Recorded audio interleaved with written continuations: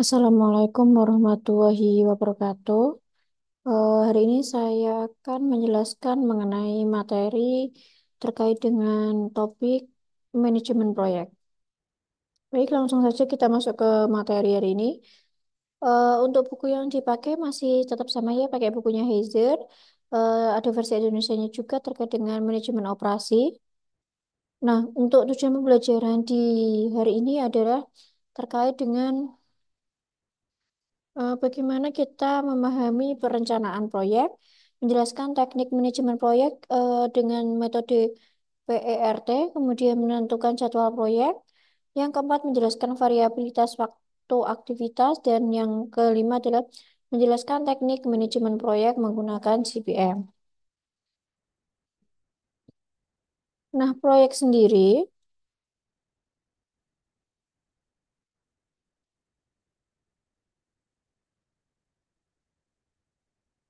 mohon maaf, proyek sendiri biasanya dijumpai dalam kehidupan sehari-hari. Contohnya adalah eh, proyek di mana sekumpulan aktivitas yang saling terkait satu dengan yang lainnya, dengan titik mulainya dan titik berakhir yang tertentu yang ditujukan untuk menghasilkan outcome yang unik untuk menggunakan alokasi sumber daya yang spesifik.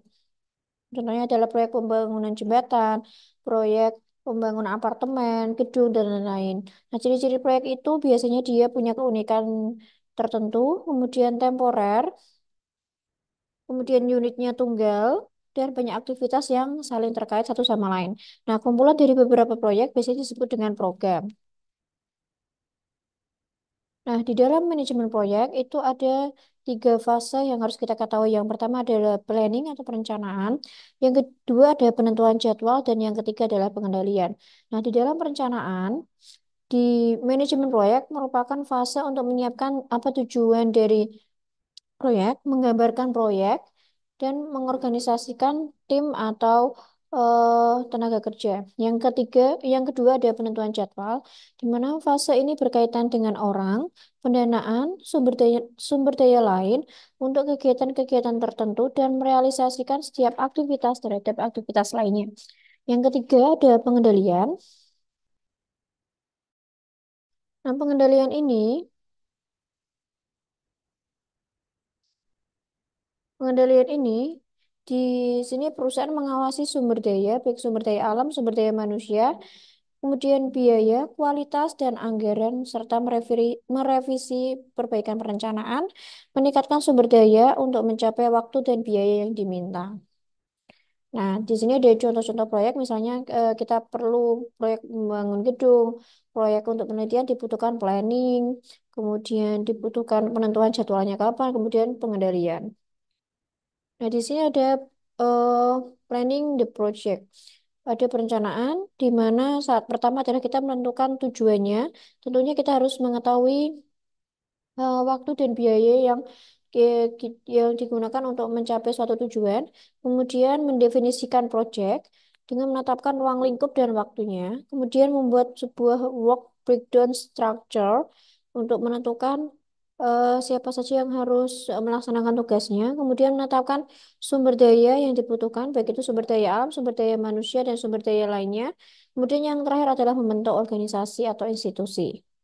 Yang kedua ada scheduling the project, di mana kita menentukan aktivitas, kemudian orang-orang yang bekerja siapa saja, dan menschedulkan kapan proyek harus dilaksanakan, dan menschedulkan sumber daya sesuai dengan proyek yang sudah direncanakan. Di sini ada pemantauan, yang terakhir ada controlling the project, di mana yang pertama adalah kita harus memonitor sumber-sumber daya tersebut, kemudian biaya dan kualitas serta anggaran. Yang kedua adalah umpan balik yang memungkinkan revisi rencana proyek maupun pengalihan sumber daya, dan yang terakhir adalah meningkatkan sumber daya tersebut. Nah, selanjutnya ada perencanaan proyek. Pengorganisasian proyek, sebuah pengorganisasian yang dibentuk untuk memastikan bahwa program atau proyek menerima manajemen dan perhatian yang sesuai. Nah, pengorganisasian proyek ini mungkin dapat berguna ketika memenuhi syarat sebagai berikut. Yang pertama, Tugas pekerjaan bisa dijelaskan dengan sebuah tujuan yang spesifik dan tenggat waktu. Yang kedua, pekerjaan bersifat unik dan tidak umum bagi organisasi yang ada saat ini. Kemudian yang ketiga, pekerjaan berisikan job-job rumit yang saling terkait, yang memerlukan kemampuan atau keahlian khusus atau spek khusus. Kemudian proyek bersifat sementara, namun penting bagi organisasi untuk mencapai goals-nya. Kemudian proyek mempersingkat lini di antara organisasi. Nah, kita harus menggambarkan pengorganisasian proyek seperti ini supaya proyek bisa berjalan dengan lancar.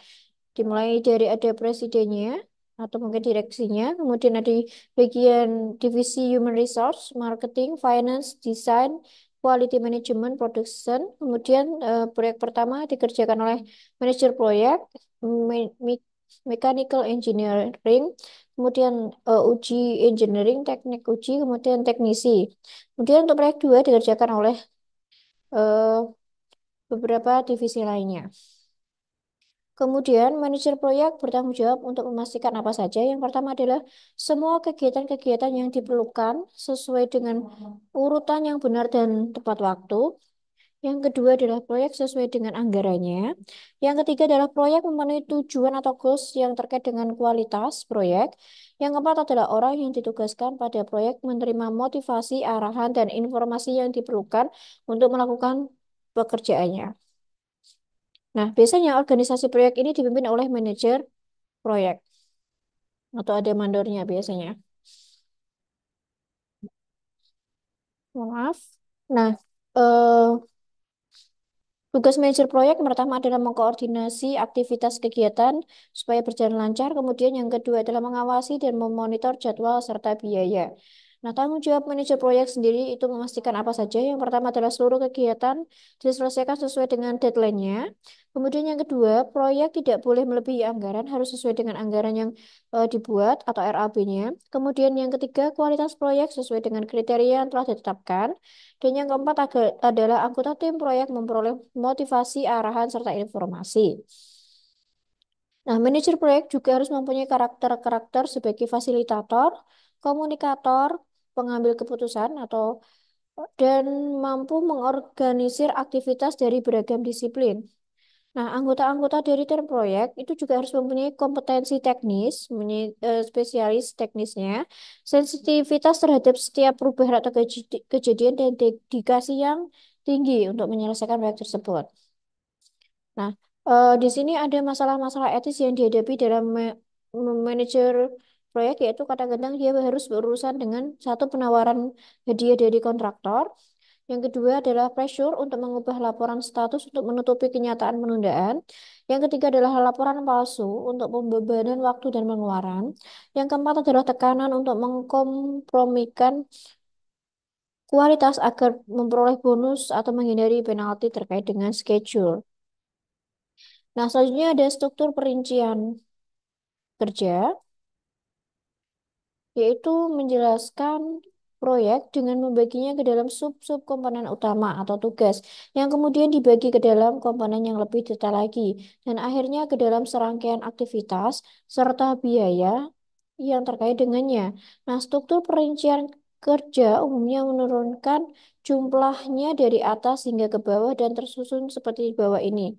Dari yang pertama nih katanya ada proyek, kemudian tugas utama dalam proyek, kemudian ada sub-sub tugasnya dalam tugas utamanya, dan kegiatan-kegiatan atau aktivitas atau paket kerja yang akan diselesaikan.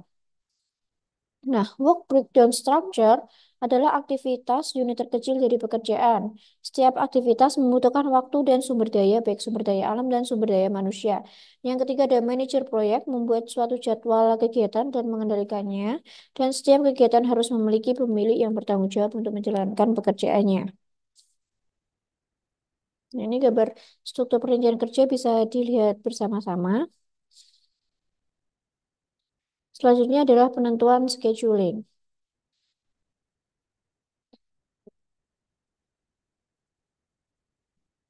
Nah, penentuan jadwal proyek melibatkan pengurutan dan pembagian waktu ke semua aktivitas proyek. Nah, salah satu pendekatan penentuan jadwal yang paling populer adalah menggunakan grafik Gantt. Adalah grafik perencanaan yang biasanya digunakan untuk menentukan jadwal sumber daya dan Mengalokasikan waktu merupakan cara yang paling mudah dalam membantu manajer memastikan bahwa yang pertama adalah aktivitas direncanakan, yang kedua adalah urutan kinerja didokumentasikan, waktu aktivitas diestimasi dan dicatat, dan yang terakhir adalah waktu proyek keseluruhan dikembangkan. Nah, teknik penjadwalan proyek adalah mengidentifikasikan relasi-relasi yang mendahului, membuat urutan-urutan kegiatan, menentukan waktu dan biaya aktivitas, mengestimasi kebutuhan material dan tenaga kerja, dan menetapkan aktivitas-aktivitas kritis. Nah, tujuan eh, adanya penjadwalan proyek yang pertama adalah menunjukkan relasi antara aktivitas dan kaitannya dengan keseluruhan proyek. Yang kedua adalah mengidentifikasi relasi yang mendahului antara aktivitas. Yang ketiga adalah memberikan saran untuk estimasi waktu dan biaya yang realistik untuk setiap aktivitas. Yang keempat adalah membantu agar penggunaan tenaga kerja, uang, dan material menjadi lebih baik, yaitu dengan mengidentifikasi bottleneck kritis pada proyek. Nah, manajemen proyek sendiri ada beberapa teknik yang digunakan, misalnya menggunakan Gantt chart, yang biasanya kita scheduling menggunakan catatan-catatan yang biasanya di blok-blok untuk tanggal pengerjaannya. Kemudian yang kedua, critical path method atau CPM yang akan kita eh, pelajari. Yang ketiga adalah PERT, Program Evaluation and Review Technique. Nah, ini ada model Gantt chart yang sudah kita biasa lihat ya. Di sini ada waktu Januari, Februari, Maret, April, dan sampai Desember.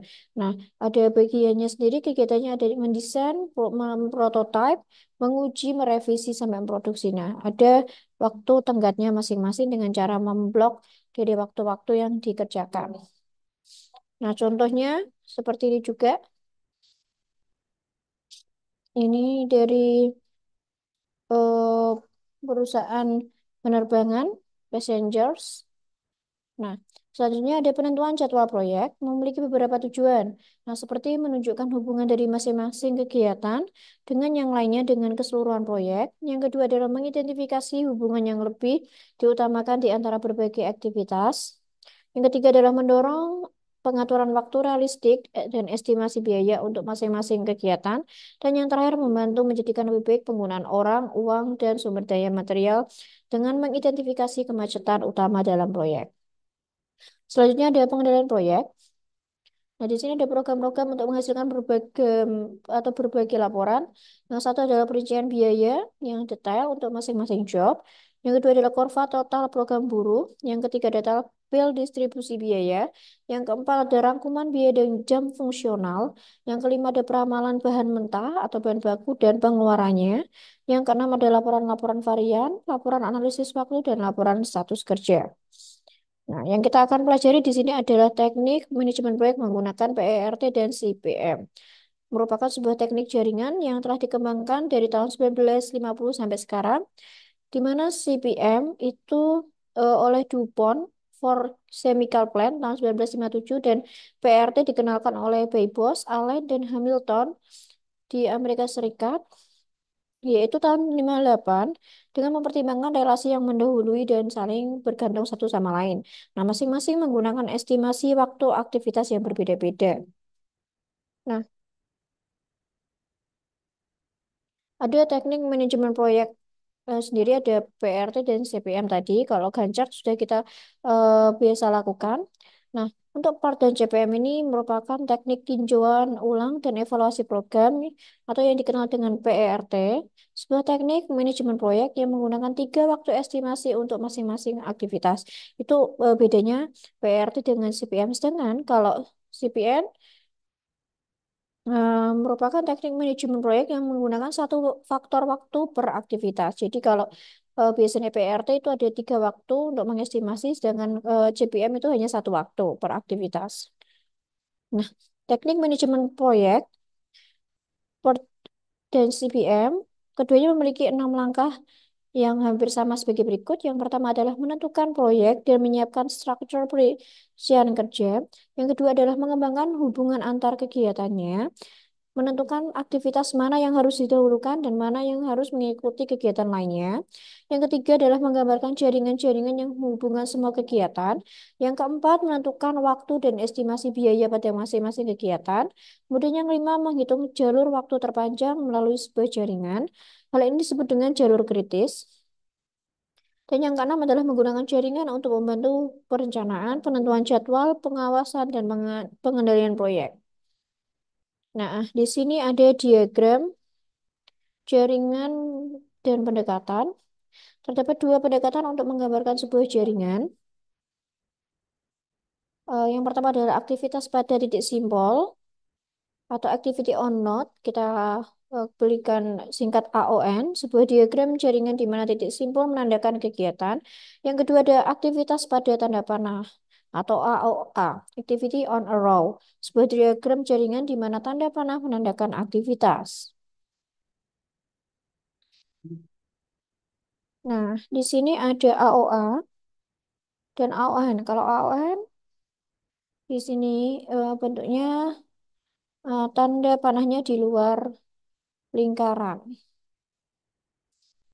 A, di mana artinya di sini A adalah mendahului B, B mendahului C. Sedangkan kalau A simbolnya seperti ini, jadi A itu berada di sejajar dengan tanda panahnya. Tetapi yang lebih mudahnya kita baca menggunakan AON saja nanti.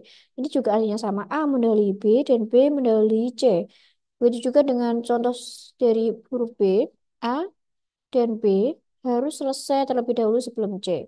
Sama untuk kita memakai activity on a row, A dan B harus selesai terlebih dahulu sebelum C. Hanya yang membedakan A-nya di luar lingkaran. Ini contoh lainnya.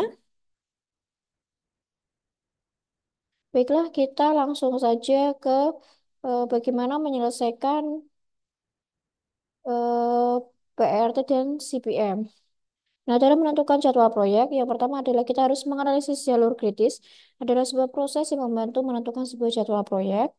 Kemudian ES adalah permulaan paling awal, waktu awal di mana sebuah aktivitas bisa dimulai, diasumsikan semua aktivitas pendahulunya telah selesai.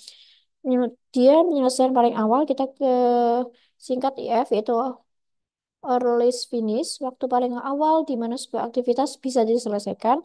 Kemudian ada LS, latest start, waktu yang paling lambat di mana sebuah aktivitas bisa dimulai sehingga tidak menunda waktu penyelesaian proyek.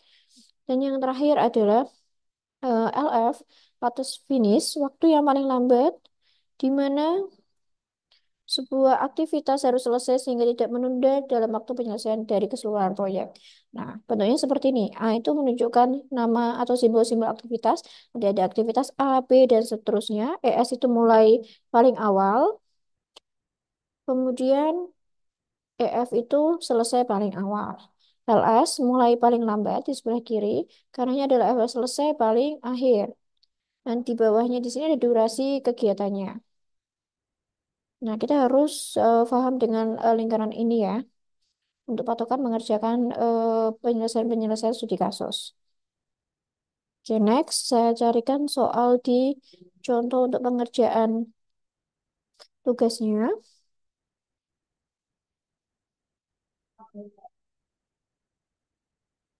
Nah, di sini ada variabilitas dalam waktu aktivitas. JPM mengasumsikan bahwa untuk setiap aktivitas kita mengestimasi waktu secara tetap dan tidak ada variabilitas pada waktu aktivitas. Sedangkan PERT adalah teknik manajemen proyek yang menggunakan tiga perkiraan waktu untuk setiap kegiatan.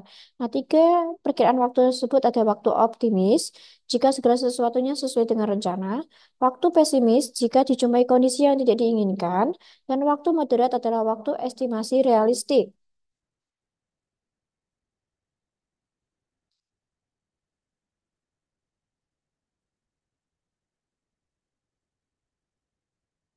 Nah, tiga estimasi waktu tadi ya, ada waktu optimis, pesimis, dan realistis. Dan selanjutnya ada waktu aktivitas yang diharapkan dengan simbolnya ada T. T sama dengan A ditambah 4M ditambah B dibagi 6. Waktu optimis kita simpulkan dengan A, waktu pesimis kita simpulkan dengan B, dan waktu realistis kita simpulkan dengan M. Nah, tinggal dimasukkan ke rumus waktu aktivitas yang diharapkan. Kemudian untuk mencari varian dari waktu penyelesaian, rumusnya adalah V sama dengan kurung buka B min A dibagi 6 pangkat 2. Kita tinggal masukkan B, A. B dan A sesuai dengan estimasi waktu. Next. Nah, di sini ada contoh soal yang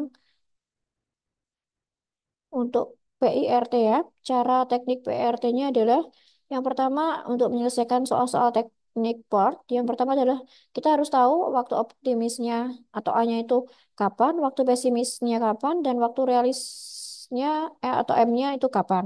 Yang kedua tentukan variabilitas dalam waktu tadi ya. Waktu kita simpulkan dengan T, dengan rumus yang sudah kita pelajari tadi. Varian waktu penyelesaian V. Kemudian buat diagram jaringan, lakukan forward pass, di mana rumusnya adalah ES ditambah time, atau sama dengan EF, sorry. Kemudian atau pakai backward pass juga bisa, di mana LF ditambah time sama dengan LS.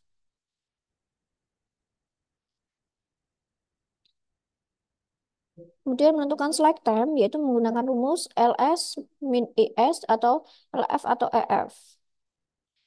Nah, kemudian menentukan jalur kritisnya, yaitu aktivitas yang berada di jalur kritis biasanya punya slacknya adalah 0.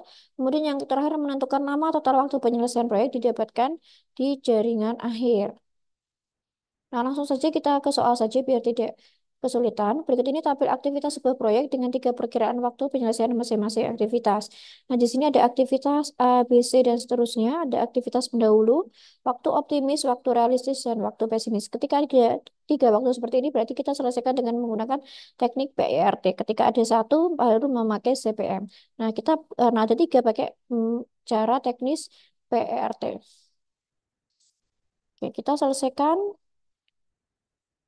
untuk tabel ini. Oke, yang pertama adalah cari waktu yang diharapkan T dan V atau varian dari masing-masing, kemudian buat diagram jaringan proyeknya, tentukan slack-nya dan jalur kritisnya, kemudian berikan gambaran jalur kritisnya dan berapa lama total waktu penyelesaian proyek. Oke, kita bisa selesaikan nomor satu. Nah, carilah rumus T dan variannya atau waktu yang diharapkan.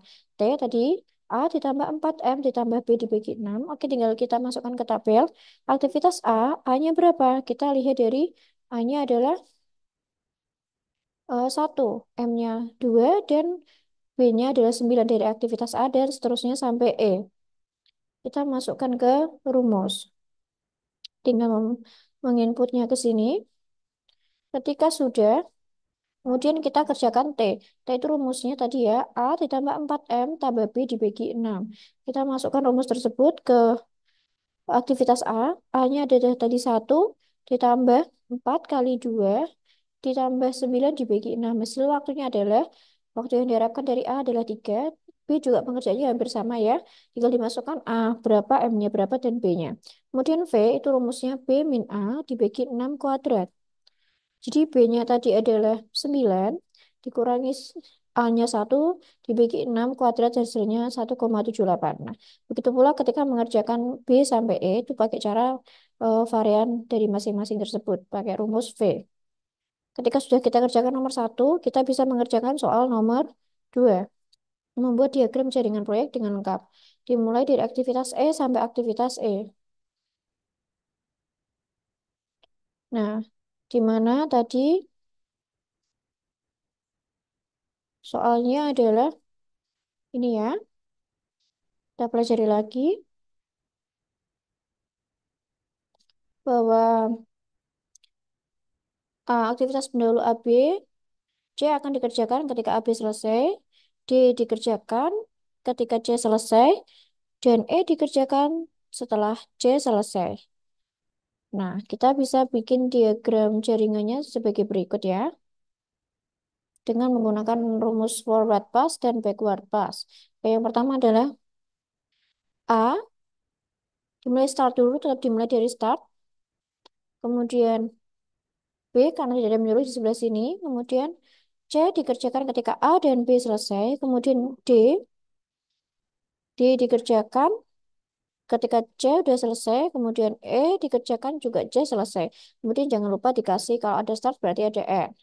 Kemudian kita taruh waktu-waktu T-nya tadi di T ini ya, A sampai E, de, 3, 5, 9, 7, 6 kita taruh di bagian bawahnya sini start 0, A3, B-nya 5, C9, D7, E6, dan N-nya adalah 0.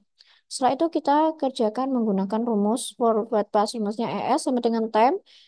Itu diketahui, nanti akan diketahui F-nya berapa. 0 ditambah 0, 0. 0 tambah 3, 3. Di sini 0 kita pindahkan ke sini. 0 tambah 5, 5. Kemudian 5 tambah 9, 14. Kemudian di sini kita pindahkan 14. 14 ditambah 7, 21. Kemudian 14 tambah 6, 20. Kemudian kita pilih, karena di sini ada dua pilihan. Pilih 21 atau 20, kita pilih karena menggunakan forward plus, plus, maka kita mencari yang besar yaitu 21. Berarti 21 tambah 0, 21. Kemudian kita balik ke backward plus, berarti LF dikurangi time. Caranya 21 dikurangi 0 adalah 21. Kemudian pilih 21 kita taruh di E dan ditaruh D. 21 kurangi 7, 14. 21 kurangi 6, hasilnya 15. Kemudian untuk C, kita pilih yang terkecil 14 atau 15 dari E. Kita pilih yang backward selisih, berarti cari yang kecil 14. Kita taruh-taruh di sini. 14, 14 kurangi 9, 5. Oke, 5-nya kita taruh di A dan ditaruh di B. Kemudian kita cari 5 kurangi 3 itu 2. 5 kurangi 5 itu hasilnya adalah 0. Kemudian ke start. 2 sama 0 karena kita pilih yang kecil berarti pilih yang 0.